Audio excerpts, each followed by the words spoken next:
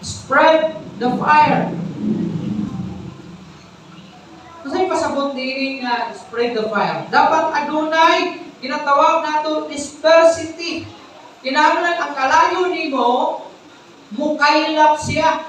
Sabi kang magsulog ka. Adunay duha ka klase nga pagdaog. Ang pagdaog nga katong naalang sa usa ka tapo o katong pagdaog nga katong budaog ang kalayo. Meaning kung mahakpas ka sa bukid o napulo ka hectares o magbasa nimo tanan, kunya wala to nimo kauban, dauban nimo, pwede na masunog na tibuok 10 hectares nga imong hinagbasan. Pero kung katong sunog lang nga itapok lang nimo sakop, nakalagay mo sa diha ra pud ang kalayo niya. Pero kita na mga Kristohanon dapat kini nga kalayo nato dili lang kay kini siya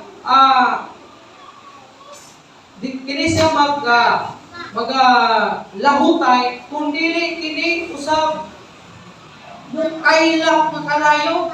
Meaning dapat makatakod ng imong kalayo. Ang imong kainit sa pag-alagid sa Ginoo, makatakod siya. Mukaylap siya. Dili kay sa imo lang siya.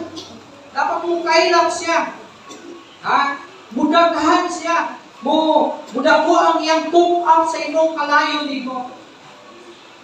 Dapat ingon ni anak ka na klase na Kristohanon. Ingon pa ang 2 Timothy 1:6. 2 Timothy 1:6. Tapusan na ni siya ng verse.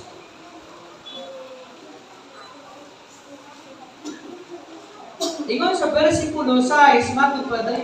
Tungod niini, ako nagpahinumdum kanimo sa pagpasiga, pag-usab sa gasa nga anaa kanimo, pinaagi sa pagpandong kanimo sa akong mga kahon. So iyang gihatag katong kalayo si Paul ni siya o posible ang iyang ingnan niini nga si Timoteo. Ug ningon siya na kanang kalayo nimo diha o kanang kalayo nga naa sa imuha, pasigahon nato lang usab. Pinaagi sa kuwang pagpandong sa imuha, meaning pag-pray sa imuha, na kanang imong kalayo nga nasinatian, instead na mapalong na siya, mahimo na siya mapiladayonon o mahimong mukaylap. And even si Paul, ang kalayo nga naa sa iyaha, mitakod na ito kay Timoteo, manay pasabot na ni kaylap. Magwalit ka, manangyaw ka, magdasit ka sa uban, na sila padayon sa pag-alagad sa Ginoo, pasabot anak, di kaylap ang imong kalayo o di pa kaylap dito ang imong kalayo. Conclusion. Do not